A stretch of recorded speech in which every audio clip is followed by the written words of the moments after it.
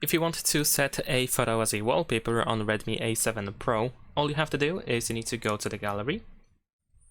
Then in here we should be able to simply choose the photo that you wish to set as a wallpaper. If needed, tap on the photo to reveal options, and you're gonna tap on these three dots that we have in the bottom right corner, three dots in the circle. Then over here you can choose set as wallpaper. Then over here you can choose if you want to set it for the lock screen, home screen, or both. I'm just gonna choose both. Wait a couple of seconds and you should be able to set up the wallpaper. You can zoom in, zoom out, and you can adjust the position of the photo by using two fingers and moving around. And remember that we can also apply some effects. If you are looking for certain effects, you can just try to use them over here. You can also switch the view to the home screen, so if needed you can, for example, disable the blur effect. And once you're ready and done, you can tap on apply in the upper right corner.